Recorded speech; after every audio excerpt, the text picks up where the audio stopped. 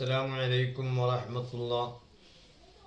الحمد لله رب العالمين والعاقبة للمتقين والصلاة والسلام على سيد المرسلين أما بعد. പൈതൃക മീഡിയയുടെ ബഹുമാന്യരായ ശ്രോതാക്കളെ, എൻ്റെ പ്രിയപ്പെട്ട സഹപ്രവർത്തകരെ, സഹോദര സഹോദരികളെ, സമസ്ത കേരള ജമിയത്തുൽ ഉലമയുടെ ചരിത്ര നാൾവഴികളിലൂടെ എന്ന നമ്മുടെ പ്രഭാഷണ പരമ്പരയുടെ 43-ാമത്തെ ദിവസമാണ് ഇന്ന്. ഇപ്പോൾ നാം സംസാരിച്ചു കൊണ്ടിരിക്കുന്നത് സമസ്ത കേരള ജമിയത്തുൽ ഉലമയുടെ പ്രധാന കീഴ്ഘടകമായ വിദ്യാഭ്യാസ ബോർഡിനെ സംബന്ധിച്ചാണ്. അതിൻ്റെ രൂപീകരണവും ശേഷം നടന്ന അതിൻ്റെ സുപ്രധാനമായ തീരുമാനങ്ങളും എല്ലാമാണ് കഴിഞ്ഞ ദിവസം അഥവാ 42-ാമത്തെ പ്രഭാഷണത്തിൽ നമ്മൾ പറഞ്ഞത്. ആദ്യ യോഗത്തിൽ തന്നെ അഥവാ 37 പ്രതിനിധികൾ പങ്കെടുത്ത സുപ്രധാനമായ വാളക്കുളത്ത് ചേർന്ന കൺവെൻഷനിൽ വെച്ച് തന്നെ സിലബസിന് ഒരു രൂപം നൽകിയിരുന്നു. പ്രത്യേകിച്ച് അതിനൊരു സമിതിയെ ഉത്തരവാദപ്പെടുത്തി. Paravanna Moideenkutty Musliyar, K V Muthukoya Thangal, K M Kunhimoosa Musliyar, O Abdurahman Musliyar, P Abubakar Nizami എന്നിവർ ഉൾക്കൊള്ളുന്ന ഒരു കമ്മിറ്റിയാണ് സിലബസ് ഉണ്ടാക്കുന്നതിന് വേണ്ടി സുപ്രധാനമായ തീരുമാനമെടുക്കാൻ ചുമതലപ്പെടുത്തപ്പെട്ടത്. അവരത് ഭംഗിയായി നിർവഹിച്ചു. 1956 സെപ്റ്റംബർ 19-ാം തീയതി താനൂരിൽ ചേർന്ന ബോർഡ് മെമ്പർമാരുടെയും മദ്രസ പ്രതിനിധികളുടെയും യോഗത്തിലെ നിർദ്ദേശങ്ങൾക്കനുസരിച്ച് ആദ്യം 5-ാം ക്ലാസ് 5 വരെയുള്ള സിലബസാണ് രൂപപ്പെടുത്തിയിരുന്നതെങ്കിൽ ഈ തീരുമാനമനുസരിച്ച് 8, 6, 7, 8 ക്ലാസ്സുകളിലേക്കുള്ള പാഠപുസ്തകങ്ങൾ കൂടി ഉണ്ടാക്കാൻ 1956 സെപ്റ്റംബർ 19-ാം തീയതി താനൂർ ചേർന്ന വിദ്യാഭ്യാസ ബോർഡ് യോഗം തീരുമാനിച്ചു. അങ്ങനെ ഘട്ടം ഘട്ടമായി 10-ാം ക്ലാസ് വരെയുള്ള സിലബസ് സമസ്ത കേരള ജമിയത്തുൽ ഉലമയുടെ പ്രാഥമിക മദ്രസകൾക്ക് വേണ്ടി തന്നെ തയ്യാറാക്കുകയും അതിന് വലിയ സ്വീകാര്യത കേരളത്തിൽ ലഭിക്കുകയും ചെയ്തു. യഥാർത്ഥത്തിൽ നമ്മുടെ മഹാന്മാരായ പണ്ഡിതന്മാർ ഈ വിദ്യാഭ്യാസ ബോർഡിൻ്റെ പ്രവർത്തനങ്ങളൊക്കെ എല്ലാ ജനങ്ങളിലും എത്തിക്കണമെങ്കിൽ പ്രത്യേകിച്ച് അന്ന് യാത്ര ചെയ്യണം. ഓരോ സ്ഥലങ്ങളിലും വീടുകളിൽ കേന്ദ്രീകരിച്ചും വീട് പരിസരങ്ങൾ ഷെഡിലായും ഓത്തുപള്ളികൾ നടക്കുന്നൊരു കാലഘട്ടമാണല്ലോ. അപ്പം അവിടങ്ങളെല്ലാം ചെന്ന് അത് മദ്രസ സിസ്റ്റത്തിലേക്ക് മാറണമെന്ന് ഇത്തരം കുടിലുകളിലായി ഓത്തുപള്ളികൾ നടത്തുന്നവരോട് പറയണം. മദ്രസയിലേക്ക് മാറുമ്പോൾ അതിനാവശ്യമായ ബിൽഡിംഗ് സൗകര്യം വേണം, അതിന് ഭൂമി വേണം, പിന്നീട് അവിടെ ബിൽഡിംഗ് ഉണ്ടാക്കണം. ഇതിന് എത്രയോ തവണ യാത്ര ചെയ്യണം. എന്നാൽ ഓത്തുപള്ളികളില്ലാത്ത ആയിരക്കണക്കിന് പ്രദേശങ്ങൾ വേറെയുമുണ്ട്. അവിടെയെല്ലാം ചെന്ന് ഇതിൻ്റെ ബാലപാഠം തന്നെ അവരിൽ എത്തിക്കാൻ വേണ്ടിയുള്ള വല്ലാത്ത ശ്രമവും ത്യാഗോജ്ജലമായ പ്രവർത്തനങ്ങളും അനിവാര്യമാണ്. പാഠപുസ്തകങ്ങൾ തയ്യാറാക്കുന്നവർക്കുള്ള ചെലവ് വഹിക്കണം. അത് പ്രിന്റിങ് ചെയ്യാനുള്ള ലക്ഷോപലക്ഷം ഉറുപ്പിക വേണം. അതുപോലെ തന്നെ ആദ്യമായ ഒരു സ്ഥലത്ത് മദ്രസ തുടങ്ങുമ്പോൾ അവർക്ക് ആവശ്യമായ ഒത്താശകൾ ചെയ്തു കൊടുക്കാനുള്ള ഫണ്ട് വേണം. ഇതിന് സമസ്ത കേരള ജമിയത്തുൽ ഉലമയുടെ കയ്യിൽ ഒന്നുമില്ലല്ലോ. ഈ പുതിയതായി രൂപീകരിച്ച വിദ്യാഭ്യാസ ബോർഡിൻ്റെ കയ്യിലും യാതൊന്നുമില്ല. അതുകൊണ്ട് തന്നെ സമസ്ത കേരള ജമിയത്തുൽ ഉലമയുടെ കീഴിലായി വിദ്യാഭ്യാസ ബോർഡ് രൂപപ്പെട്ടപ്പോൾ അതിൻ്റെ ആദ്യത്തെ മീറ്റിങ്ങിൽ തന്നെ ഇതിന് വലിയ ചർച്ച നടന്നു. ആദ്യത്തെ മീറ്റിംഗ് വാളക്കുളത്ത് ചേർന്നത് സുബഹി നിസ്കരിച്ച ഉടനെ. അപ്പം തലേന്ന് രാത്രി തന്നെ എല്ലാവരും വാളക്കുളത്തെത്തി അബ്ദുൽ ബാരി ഉസ്താദിൻ്റെ അതിഥികളായി അവിടുന്ന് ഭക്ഷണവും സ്വീകരിച്ച് അങ്ങനെ അവിടെ അന്തിയുറങ്ങി സുബൈക്ക് തന്നെയാണ്, സുബൈ സമയത്താണ് ഇതിൻ്റെ യോഗം ആരംഭിക്കുന്നത്. ദുഹറോട് കൂടിയാണ് ചർച്ച പൂർത്തിയാക്കുന്നത്. അവസാനത്തെ അജണ്ടയായി ആ മീറ്റിങ്ങിൽ തന്നെ എടുത്തിരുന്നത് നമുക്കതൊരു ഫണ്ട് വേണമല്ലോ. ഇന്നിപ്പോൾ നമ്മൾ സമ്പന്നന്മാരെ തേടി പുറപ്പെടുകയാണ് ചെയ്യുക. നമുക്കിപ്പോൾ എല്ലാ സമയത്തും ഫണ്ട് എടുക്കാൻ സംഘാടകർ കഴിയൂല. സ്വാഭാവികമായും പിരിവ് തരുന്നവരെ തേടി പുറപ്പെടണം. എന്നാൽ ഈ വിദ്യാഭ്യാസ ബോർഡിൻ്റെ ആദ്യ ഫണ്ടിന് വേണ്ടി ഈ മഹാന്മാരായ ആലിമ്യങ്ങൾ തീരുമാനിച്ചത്, നമ്മൾ ഈ യോഗത്തിലുള്ള ആളുകൾ കഴിയുന്നവരൊക്കെ ഒരു അണ എടുക്കുക എന്ന് തീരുമാനിച്ചു. അങ്ങനെ അപ്പോൾ നോക്കുമ്പോൾ 37 പ്രതിനിധികൾ ഈ കൺവെൻഷനിലുണ്ട്. പിന്നെ അതിൻ്റെ പരിപാടിക്കായിട്ട് ആയിരക്കണക്കിന് ആളുകൾ വേറെയും വന്നുകൂടിയിട്ടുണ്ട്. ഈ സദസ്സിൽ ഈ കാര്യങ്ങൾ പറഞ്ഞപ്പോൾ 17 പേര് ഒരു ഉറുപ്പിക വീതം നൽകി. അതിൽ നമ്മളെ തരുവണ ഉസ്താദ് അടക്കമുണ്ട്. 17 പേര് ഒരു അണ നൽകി. ബഹുമാനപ്പെട്ട അധ്യക്ഷൻ അഥവാ മഹാനവറുകളെ വീട്ടിലാണല്ലോ ഇപ്പം യോഗം ചേരുന്നത്. വീടിന് തൊട്ടടുത്തുള്ള പള്ളിയിലാണല്ലോ യോഗം ചേരുന്നത്. അപ്പം അബ്ദുൽ ബാരി ഉസ്താദ് 25 ഉറുപ്പിക. ഇതിൽ പ്രതിനിധിയായി പങ്കെടുത്ത കോഴിക്കോടൻ കുഞ്ഞാമത് കുട്ടി സാഹിബ് 5 ഉറുപ്പിക എടുത്തു. നോക്കൂ നിങ്ങൾ, 25 ഉറുപ്പിക എന്നൊക്കെ പറഞ്ഞാൽ ഇന്നത്തെ ലക്ഷങ്ങളാണ്. അപ്പോൾ അബ്ദുൽ ബാരി ഉസ്താദ് മാത്രമാണ് ഒരു 25 ഉറുപ്പിക അതിലേക്ക് സഹായിക്കാൻ കഴിവുള്ള ആളുള്ളത്. കോഴിക്കോടൻ കുഞ്ഞാമത് കുട്ടി സാഹിബ് 5 ഉറുപ്പികയും കൊടുത്തു. ബാക്കി തരവണ ഉസ്താദ് അടക്കമുള്ള ആളുകൾ ആ മജ്‌ലിസിൽ നിന്ന് 17 ആളുകളാണ് ഓരോ ഉറുപ്പിക വീതം കൊടുത്തത്. ഇതാണ് ആദ്യത്തെ ഫണ്ട്. അങ്ങനെ ആ ഫണ്ടായി അവിടെ വെച്ച് തന്നെ നമുക്കിതിന് ഒരു ഭരണഘടന ഉണ്ടാക്കണം.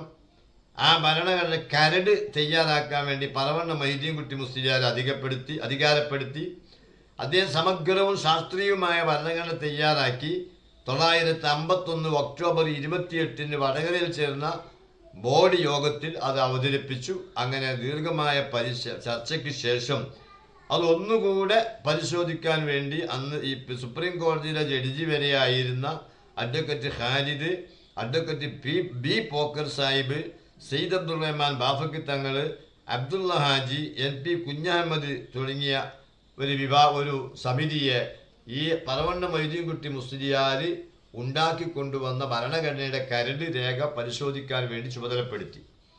അവരത് പരിശോധിച്ച് അത് പൂർണ്ണവും ഓക്കെയാണ് എന്ന് റിപ്പോർട്ട് ചെയ്തതിൻ്റെ അടിസ്ഥാനത്തിൽ 1952 മാർച്ച് 23 കൊയിലാണ്ടി ചേക്കുട്ടിപ്പള്ളിയിൽ ചേർന്ന ബോർഡ് യോഗത്തിലാണ് ഇത് പാസ്സാക്കിയത്. വിദ്യാഭ്യാസ ബോർഡിൻ്റെ ഭരണഘടന പാസ്സാക്കിയത്. അതിൽ വളരെ വ്യക്തവും പ്രായോഗികവുമായ ഉദ്ദേശ ലക്ഷ്യങ്ങൾ അന്ന് തന്നെ എഴുതി ചേർത്തിട്ടുണ്ട്. പ്രത്യേകിച്ച് സമസ്ത കേരള ജമിയത്തുൽ ഉലമായുടെ ആദർശോദ്ദേശമായ അതിൻ്റെ ലക്ഷ്യമായ പരിശുദ്ധ സുന്നത്തിയമായത്തിൻ്റെ അടിസ്ഥാനത്തിൽ നിലകൊള്ളുന്ന കേരളത്തിലെ എല്ലാ മദ്രസകളെയും ദർസുകളെയും സംയോജിപ്പിക്കുക എന്നതാണ് ഇതിൻ്റെ ആദ്യ ഉദ്ദേശം. അങ്ങനെ അഫിലിയേറ്റ് ചെയ്യുന്ന മദ്രസകൾക്കും ദർസുകൾക്കും ആവശ്യമായ പാഠ്യപദ്ധതികളും അതിനനുസരിച്ചുള്ള പാഠപുസ്തകങ്ങൾ അംഗീകരിച്ച് പ്രസിദ്ധീകരിക്കുക എന്നാണ് ഇതിൻ്റെ പ്രധാനമായ രണ്ടാമത്തെ ഭരണഘടനയിൽ പറയുന്ന രണ്ടാമത്തെ ഉദ്ദേശ്യം. അതുപോലെ 3-ാം നമ്പർ ഇട്ട് കൊടുത്തിരിക്കുന്ന നിശ്ചിത ഫോറം പൂരിപ്പിച്ച് അപേക്ഷിക്കുന്ന മദ്രസകൾക്കും ദർസുകൾക്കും അംഗീകാരം നൽകുകയും സാക്ഷ്യപത്രം നൽകുകയും ചെയ്യുക. അംഗീകൃത മദ്രസകളും ദർസുകളും നിർദ്ദേശപ്രകാരം നടത്തപ്പെടുന്നുണ്ടോ എന്നും മറ്റും പരിശോധിക്കാൻ ആവശ്യമായ മുഫത്തിഷുമാരെ നിയമിക്കാനും തീരുമാനിച്ചു. അതുപോലെ ഈ വിദ്യാഭ്യാസ ബോർഡ് ആര് നിയന്ത്രിക്കണമെന്നും അതിൽ എഴുതിയിട്ടുണ്ട്. സമസ്ത മുഷാവറയിൽ നിന്ന് തിരഞ്ഞെടുക്കപ്പെടുന്ന 20 ആളുകൾ, 20 കുറയാത്ത മുഷാവറ മെമ്പർമാർ തന്നെ വേണം. പിന്നെ മദ്രസ നടത്തിപ്പുമായി ബന്ധപ്പെട്ടവരും സമസ്തയോട് കൂറും ഭക്തിയും പുലർത്തുന്നവരുമായ 40 കുറയാത്ത പ്രതിനിധികൾ, ജമിയത്തുൽ മുഅല്ലിമീൻ തിരഞ്ഞെടുക്കുന്ന 20 കവിയാത്ത മുഅല്ലിം പ്രതിനിധികൾ ഉൾക്കൊള്ളുന്ന 80 കൂടാത്ത ജനറൽ ബോഡിയായിരിക്കും വിദ്യാഭ്യാസ ബോർഡിനുണ്ടാവുക. മാത്രമല്ല 26 കൂടാത്ത നിർവാഹക സമിതി അംഗവും അതിൻ്റെ എക്സിക്യൂട്ടീവ് 26 കൂടരുത് എന്നാണ്. പ്രസിഡന്റും സെക്രട്ടറിയും എന്നും മുഷാവറ മെമ്പറായിരിക്കണമെന്നും ഭരണഘടന അനുശാസിക്കുന്നു. ടെക്സ്റ്റ് ബുക്ക് കമ്മിറ്റിക്ക് ഉണ്ടാക്കിയ കമ്മിറ്റിയെ നമ്മൾ നേരത്തെ പറഞ്ഞു. അതിൻ്റെ പുറമെ ബഹുമാനപ്പെട്ട സമസ്തയുടെ മുഫ്തി കൂടിയായിരുന്ന ടി കുഞ്ഞായൻ മുസ്ലിയാർ അടക്കമുള്ള 14 മെമ്പർമാരെ സമസ്തയിൽ നിന്ന് ഉൾപ്പെടുത്തിക്കൊണ്ട് നേരത്തെ നിശ്ചയിച്ച 5 ആളുകളും അങ്ങനെ വിപുലമായ ഇതിൻ്റെ ഒരു ടെക്സ്റ്റ് ബുക്ക് കമ്മിറ്റിയും ഈ മീറ്റിങ്ങിൽ വെച്ച് തിരഞ്ഞെടുക്കപ്പെട്ടു. 1951 വടകരയിൽ ചേർന്ന യോഗം തന്നെ നമുക്ക് മദ്രസ ഉണ്ടാക്കണമെന്നും അങ്ങനെ അഫിലിയേറ്റ് ചെയ്യുന്ന മദ്രസകൾക്ക് അംഗീകാരം കൊടുക്കണമെന്നുമൊക്കെ തീരുമാനിച്ചു. പക്ഷേ അന്ന് ആദ്യമായി എതിർപ്പുകൾ വ്യാപകമായി ഉയർന്ന ഓത്തുപള്ളിക്കാരിൽ നിന്നാണ്. അതിപ്പോൾ എന്തിനാണെന്നൊക്കെ. പക്ഷെ അവരൊക്കെ ധാരണ തിരുത്തി വിദ്യാഭ്യാസ ബോർഡിൻ്റെ കീഴിൽ അംഗീകാരത്തിന് വന്നു. ആദ്യത്തെ സമസ്ത കേരള ജമിയത്തുൽ ഉലമയുടെ കീഴിലുള്ള വിദ്യാഭ്യാസ ബോർഡിന് ആദ്യത്തെ മദ്രസയായി അംഗീകാരം വാങ്ങിയത് എടക്കുളത്തെ മിഫ്താഹുൽ ഉലൂം എടക്കുളത്തെ ബയാനുൽ ഇസ്ലാം മദ്രസയാണ്. അപ്പോൾ സമസ്തയുടെ ആദ്യത്തെ മദ്രസ രജിസ്റ്റർ ചെയ്ത മദ്രസ എടക്കുളം മലപ്പുറം ജില്ലയിൽ തിരുനാവായക്കടുത്ത് എടക്കുളം ബയാനുൽ ഇസ്ലാം മദ്രസക്കാണ് ആദ്യ അംഗീകാരം നൽകിയത്. അത് 1952 ആഗസ്റ്റ് 26 തീയതിയാണ്. 1952 ആഗസ്റ്റ് 20 തീയതിയാണ് എടക്കുളത്തെ ബയാനുൽ ഇസ്ലാം മദ്രസ സമസ്തയുടെ വിദ്യാഭ്യാസ ബോർഡിൻ്റെ കീഴിലുള്ള 1ാമത്തെ മദ്രസയായി രജിസ്റ്റർ ചെയ്തത്. അങ്ങനെ ആ കൊല്ലം തന്നെ ഏകദേശം 52 പൂർത്തിയാകുമ്പോഴേക്ക് തന്നെ അംഗീകാരം നേടിയ മദ്രസകളുടെ എണ്ണം 42 എന്ന് ചരിത്രത്തിൽ കാണാം. അതിന് പുറമെ ലക്ഷദ്വീപിലും അന്തമാൻ ദ്വീപിലും അതുപോലെ കർണാടക, തമിഴ്നാട്, മഹാരാഷ്ട്ര തുടങ്ങിയ മറ്റു സ്റ്റേറ്റുകളിലും കുറേശ്ശെയായി മദ്രസകൾക്ക് അംഗീകാരം തേടി വരാൻ തുടങ്ങി. അപ്പോൾ തുടക്കത്തിൽ തന്നെ അത് അതർ സ്റ്റേറ്റിലേക്കും പ്രവേശനം ലഭിച്ചു എന്നതാണ്. മദ്രസകൾ അംഗീകരിക്കുക, സിലബസ് രൂപീകരിക്കുക, ഇങ്ങനെയുള്ള ലക്ഷ്യപ്രാപ്തി ഇങ്ങനെയുള്ള ലക്ഷ്യത്തോടു കൂടെ സ്ഥാപനത്തിൻ്റെ വളർച്ചയ്ക്കാവശ്യമായ പദ്ധതികൾ നടപ്പാക്കാനും മദ്രസ പഠന നിലവാരം പരിശോധിക്കുകയും പ്രവർത്തനം വിലയിരുത്തുകയും ആവശ്യമായ പരിഷ്കരണങ്ങൾ നടപ്പിലാക്കുകയും ചെയ്യുമ്പോൾ അതിന് പുരോഗതി ഉണ്ടാവുകയുള്ളൂ എന്ന നിലയിൽ അതിനാവശ്യമായ സംവിധാനങ്ങളും സമസ്ത മുശാവറയുടെ നിർദ്ദേശപ്രകാരം വിദ്യാഭ്യാസ ബോർഡ് തീരുമാനിക്കുകയുണ്ടായി.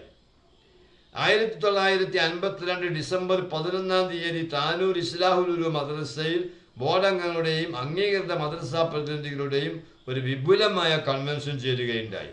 അതിൽ കുട്ടികളുടെ മനഃശാസ്ത്രപരമായും മറ്റുള്ള കാര്യങ്ങൾ ചർച്ച ചെയ്ത് കുട്ടികളുടെ ബുദ്ധിവികാസങ്ങൾക്കനുസരിച്ചുള്ള പാഠ്യപദ്ധതികൾ ക്രമപ്പെടുത്തി അങ്ങനെ കൂടുതൽ ജനകീയവും ശാസ്ത്രീയവുമായി മദ്രസാ പാഠപുസ്തകങ്ങളുമായി മുന്നോട്ട് പോകാനും അതിൻ്റെ പ്രവർത്തനം ശക്തിപ്പെടുത്താനും അതിനാവശ്യമായ മുബല്ലിഗുകളെ നിയമിക്കാനും ഒക്കെ സമസ്ത കേരള ജമിയത്തുൽ ഉലമ തീരുമാനിക്കുകയും അങ്ങനെ വളരെ ഭംഗിയായി തന്നെ ആ കാര്യങ്ങൾ മുന്നോട്ട് പോവുകയും ചെയ്തു.